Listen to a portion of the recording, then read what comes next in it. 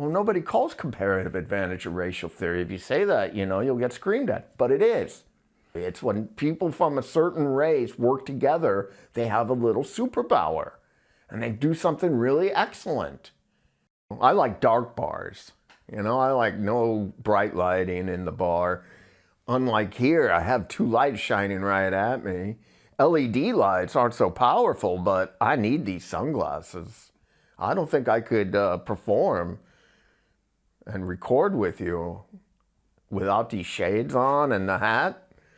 It's a little bit of vanity, but it's mostly to prevent myself from thinking and reflecting on myself, especially when I see the camera. You know what makes a great actor? Off camera, big ego. On camera, no ego. And what I mean is, the great actors, let's just, I don't know, you name one of them, everybody knows. Off camera, they're arrogant, full of themselves, but on camera, they come off totally natural. Like you see a lot of a lot of times you hear of an actor or an actress that they present, when they're filming on TV or video, they present themselves as being very pleasant people, very kind, very patient, very sincere. But in reality, in life, they're tyrants, imperious, awful people, very decadent, dissipated types. Well, why is that? Well, off camera, in real life, they're all in their own heads. They're thinking. When they're filming, though, when it's a cut, these people are naturals. It's just their heart flowing. They're being natural. They're not thinking at all. They're not thinking about the lights or the camera or anything. They're just flowing. It's amazing, that disconnect. But it shows that a lot of these people, their minds are corrupted and evil, I would say, or nasty people. But their heart is a clean heart, really.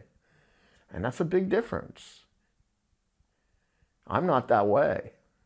When I see a camera, I can't act naturally. So I wear the sunglasses. So what I'm describing is that each race, people, have like a special inborn talent, like a superpower.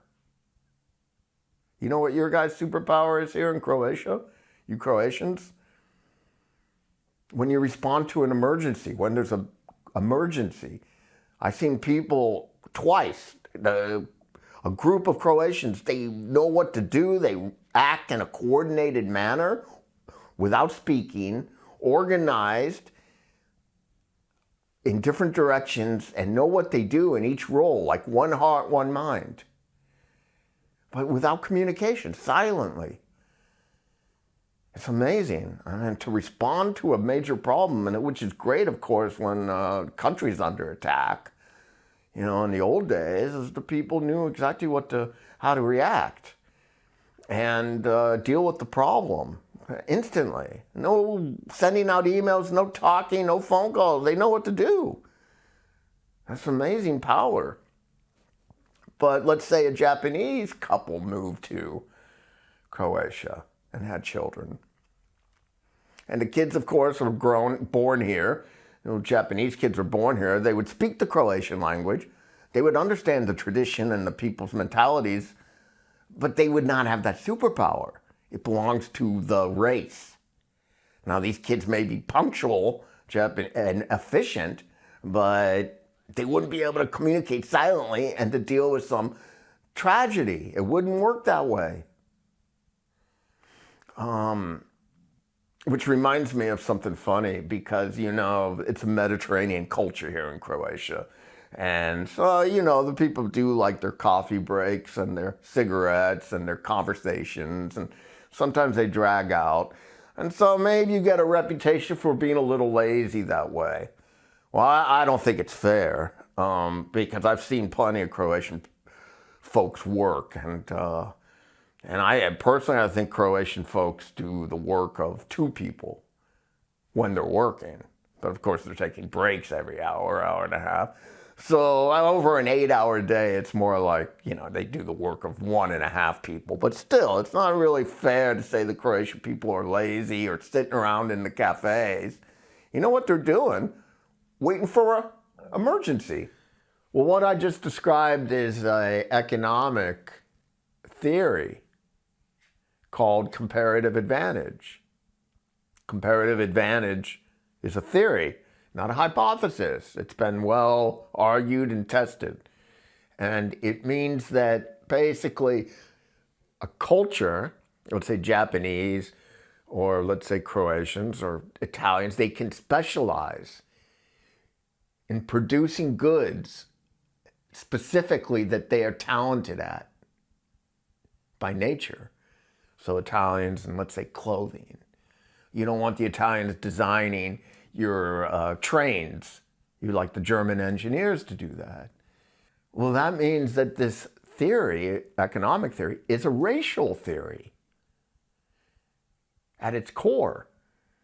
Because it's not a cultural thing. It's a racial theory. It's when people from a certain race work together, they have a little superpower. And they do something really excellent. That's what it is. Well, nobody calls comparative advantage a racial theory. If you say that, you'll get screamed at. But it is. So like the financial books today, when they teach finance, they say, what is the purpose of a company? What's the purpose of a company? To make money for the shareholders. That's what they say. You know what it was 100 years ago? The same idea in the old finance books? To serve the customer and the community. And after World War II, we switched. Now it's to make money for the shareholders. That's the primary purpose. Well, who are the shareholders? Foreigners. Nobody that lives in the city. Let's say you have a little factory, and you make something, but where does all the money go? Does it stay in the community? Not at all. The high-paying jobs are in New York, London, wherever. Those are where the high-paying jobs are. And those jobs locally are taxed 50%, and so people are just getting small amounts. The real money leaves the city and goes globally to the shareholders. And it also means the idea is to squeeze the local community as much as possible for maximum profit for foreigners. That's the mentality now, is to make those foreigners a lot of money because they have shares in your company. And that's a change in mentality. Another economic beef I have is this idea that American debt is guaranteed. I mean, that's what they teach us in finance when I took a class. American debt, it's the basis of all their economic finance investment models. All their, like these modeling, complex modeling, is based on the risk-free rate. Is there a risk-free rate? Is America 100% protected? Are you mad? Not today, maybe before. Maybe for 50, 70 years, but right now, no chance. American debt is risky. There is some risk. Countries go bankrupt, always. But these giant computers that are programming, investment modeling, and small percentage invested in stocks and then in bonds and, various asset classes. And now that computer programming is based off a crazy idea. That's what they say, garbage in, garbage out. And that means the whole system, the whole modeling is wrong.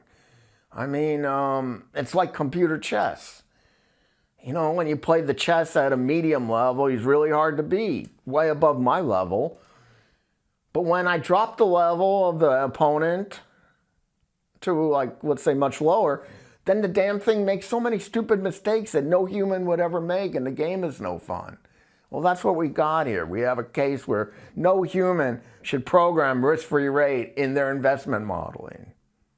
Not today. That's another economic fallacy. What we've discussed so far, I think it reminds me of two stories from the American Revolutionary War. One is, I read about a treacherous man named Leverett, and in the story he's described as a German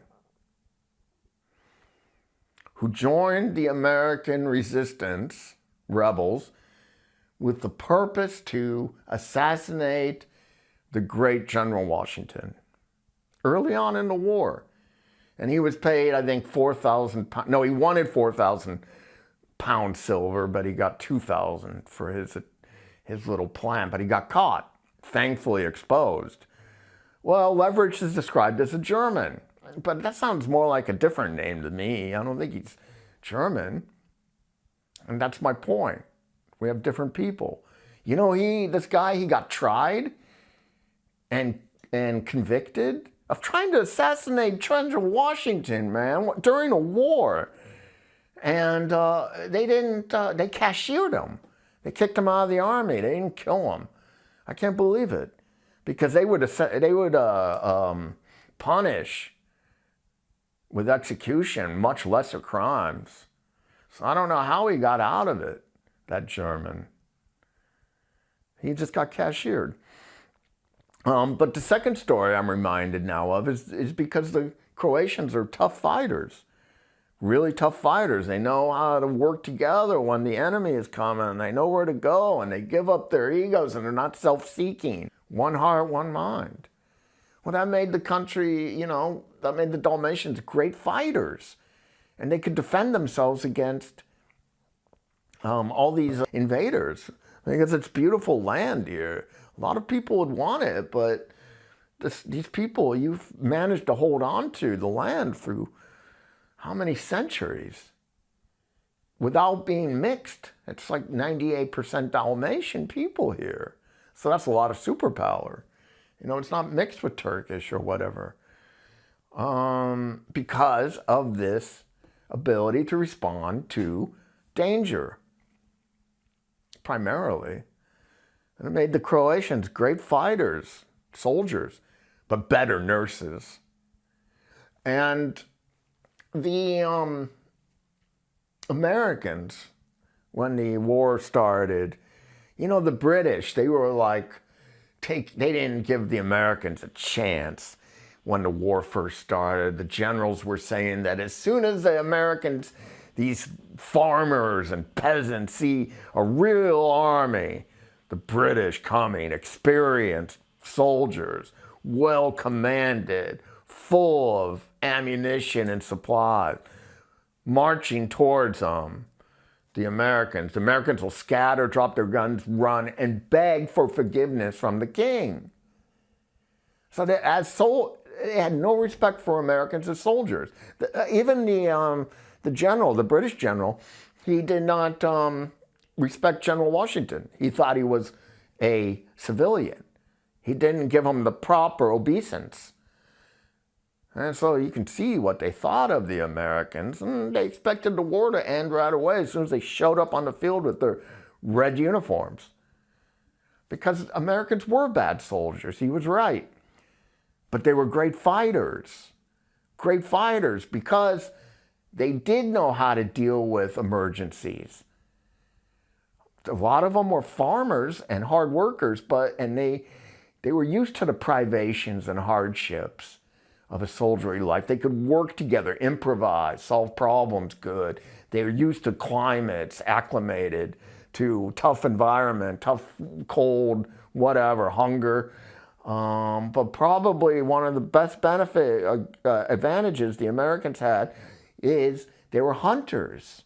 And back then, hunters was the best practice for military, especially riding horses and shooting prey.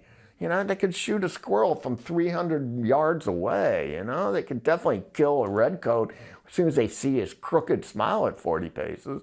So like the American volley at, let's say, Bunker's Hill, first battle, it mowed down so many of the Brits that they started running because the Americans could hit shit.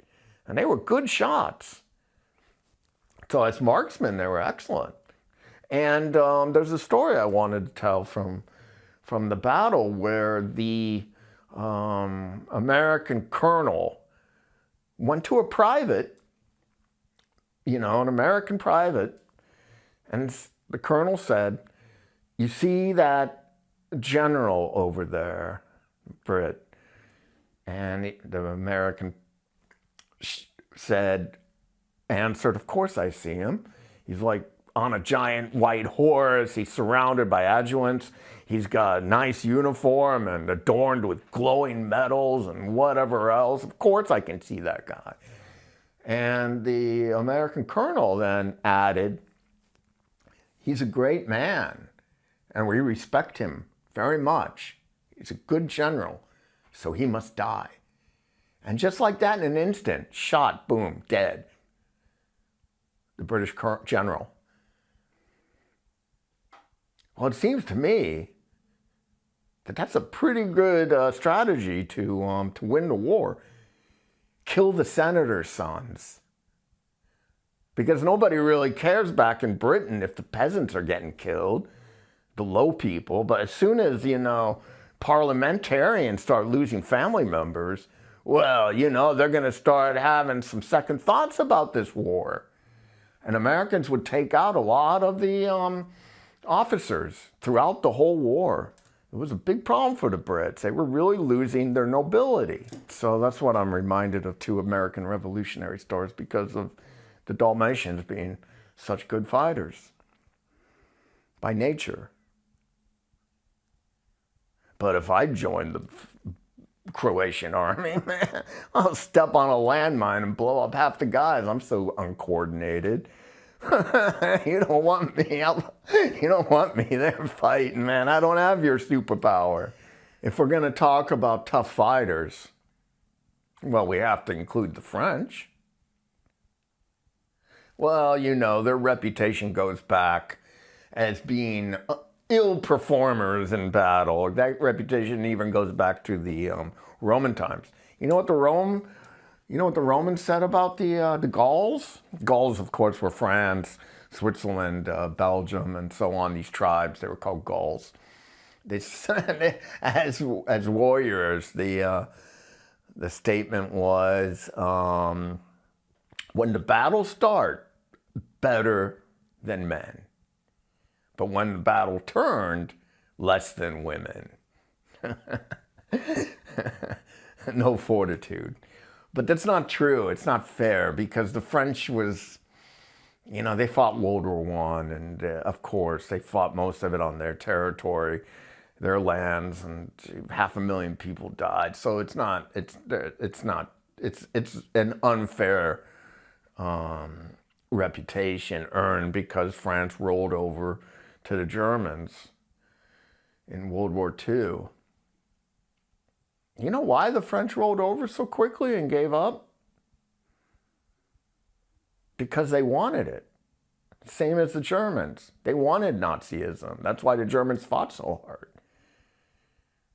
You got to remember, World War I, it was a total catastrophe for France as far as people being destroyed. And most of the battles were fought in French territory. And then what happened? 10 years later, after the Treaty of Versailles, 10 years later, the country is bankrupt. France goes bankrupt. There's bread lines everywhere. In the 1930s, there's a 30% unemployment rate for the men. 30% of the women are whores. It's a total terrible thing. Like, we fought this war in World War I, and now look at us. We don't own a damn thing because the banks own everything. The international banks own everything, and that's what the Nazis got rid of. You can talk about the social or the racial thing, and that's a different discussion. I'm just speaking about financial, economically speaking. The Nazi plan was German for the Germans. And they removed, verboten, all international banks, including the central bank. And that was economically the big change. Well, Germany was even worse than France in 1932. You can't even imagine. In America, they talk about breadlines and unemployment. It was nothing compared to Germany, 100 times worse than Germany. Plus, the Germans were beaten down mentally.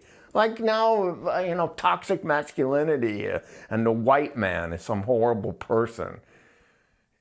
And it was like that, but the Germans, they're horrible, responsible for the war, responsible for everything, fucking Germans. Well, that all changed. And in 1939, Germany, as a nation's GDP had matched America. America, which was giant and robust, incredible economy, a little country. So the Germans were doing great. France was in the shitter. They both, one lost World War I, one won it. So when the French soldiers saw the Germans coming, they're like, sign me up. And that's why the French, gave up so quickly. And that's why the Germans fought so hard. Because they didn't want shit to return to what they had. They didn't want that. So that's one reason they fought so hard. The main reason. That's it. They wanted it.